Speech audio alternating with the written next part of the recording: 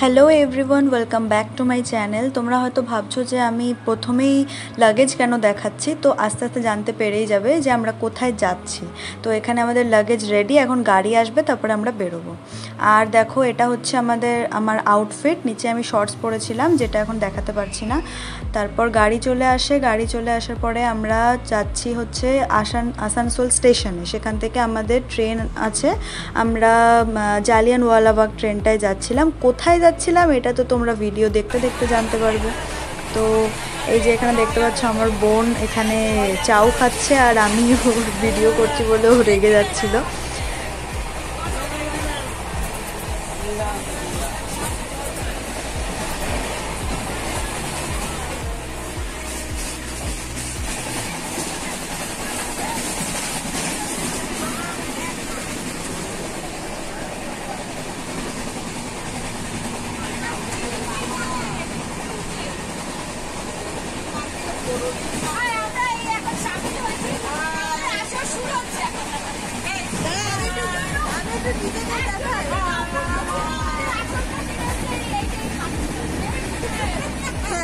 যে আজকে ট্রেনে চাপতে গিয়ে সবাইকে সবার অবস্থা খারাপ করে দিয়েছে। আপনার কিছু বক্তব্য?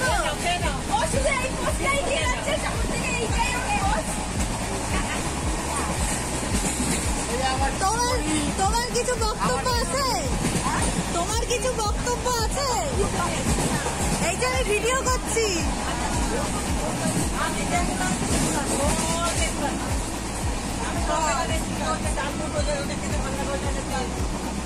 আর জানলার বাইরে এত সুন্দর সুন্দর পাহাড় দেখা যাচ্ছিল যে মনে হচ্ছিল যেন আমরা কোনো হিল স্টেশনে যাচ্ছি। পাহাড়গুলো এতটাই সুন্দর লাগছিল, আমি ক্যাপচার না করে পারলাম না।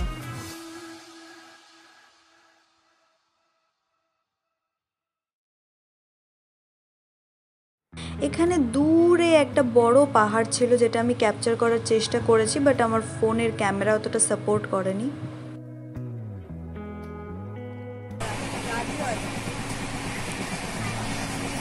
আমাদের এখন কোনো কাজ নেই, তাই আমরা ব্লগ করছি। এই যে দেখুন, মিস নায়িকাকে বল কিছু বক্তব্য রাখ।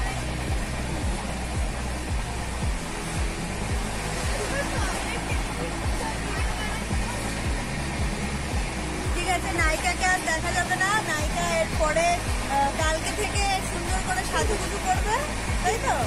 তারপর থেকে নায়িকাকে দেখা যাবে।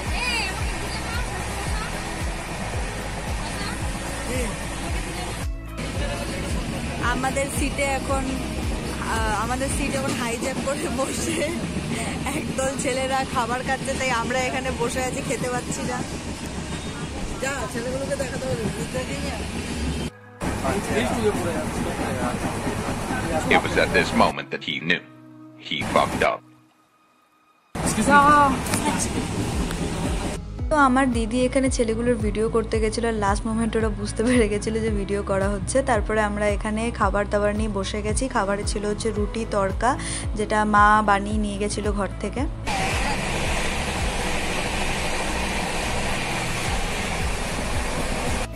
সকালবেলা ঘুম থেকে উঠে আমার মুখ থেকে এক বস্তা অয়েল বের হয়, যেটা দিয়ে লুচি ভাজা হয়ে যাবে ভালো করে। তোমাদের কার কার এরকম হয় আমাকে জানিও। যাদের অয়েলি স্কিন আছে তাদের প্রত্যেককে এই প্রবলেমটা ফেস করতে হয় আই থিঙ্ক। তো ফাইনালি আমরা পৌঁছে গেছি আমাদের ডেস্টিনেশনে, যেটা হচ্ছে দিল্লি। আর এটা ওল্ড দিল্লি রেলওয়ে স্টেশন ছিল, কারণ আমাদের ট্রেনটা সেখানেই দাঁড়িয়েছিল। আর এখান থেকে তারপরে আমরা লাগেজ নিয়ে সবাই বসেছিলাম, দিয়ে কুলি ডাকার পরে লাগেজগুলো পাঠানো হলো। আর আমরা ওখান থেকে ক্যাব করে গেলাম হচ্ছে আমার মাসির বাড়িতে। তো তোমরা ভাবছো যে হঠাৎ মাসির বাড়ি এতজন মিলে কেন যাচ্ছে? আসলে আমার দিদির বিয়ে ছিল, সেজন্য আমরা সবাই মিলে গেছিলাম। টোটাল 15 জন আমরা গেছিলাম। তারপরে আমাদের টোটাল 3টে ক্যাব বুক করা হয়েছিল, এসইউভিগুলো, কারণ আমরা যেহেতু 15 জন ছিলাম, তার সাথে আমাদের প্রচুর লাগেজ ছিল, তো সেই জন্য আমাদের বড় ক্যাব ছাড়া চলতো না।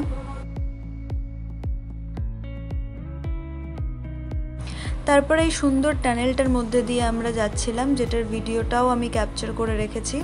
আর ইন্ডিয়া গেটটাও পড়েছিল যাওয়ার পথে, কিন্তু আমি ইন্ডিয়া গেটটাকেই দেখতে এত ব্যস্ত হয়ে গেছিলাম যে আমি ভিডিও করতে পারিনি। তারপর মাসিরা যে বাড়িটা ভাড়া নিয়েছিল আমরা সেখানে চলে যাই। গিয়ে ফার্স্টে আমরা ব্রেকফাস্ট করে নিয়েছিলাম, বাট ওটার ভিডিও করতে পারিনি কারণ প্রচণ্ড এক্সস্টেড ছিলাম। তারপরে লাঞ্চ করে নিই।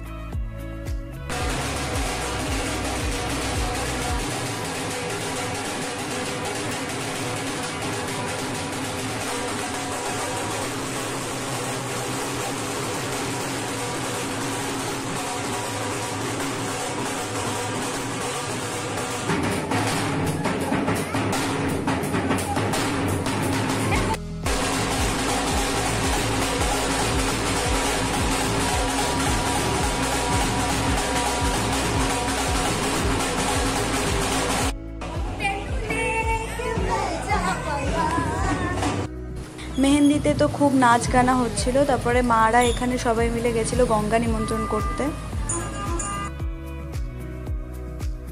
কপিরাইটের জন্য আমাকে মিউট করতে হয়েছে, তোমরা ব্যাকগ্রাউন্ড মিউজিকের সাথেই নাচটা মিলিয়ে নিও।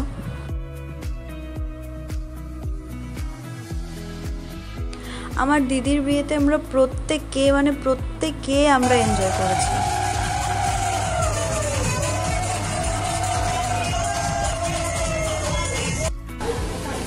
এখন বাজে 1:45 আর আমরা খাওয়া খেতে বসেছি এখন। আর দিদির 2 হাতের সামনের দিকের মেহেন্দি হয়েছে, এখনো পিছন দিকের মেহেন্দি বাকি আছে। আমি মেকআপটাও তুলিনি। এখন বাজছে 2:30 আর আমরা এখনো জেগে বসে আছি, এখনো ঘুমোইনি। কালকে সকালবেলা কি করবো জানি না।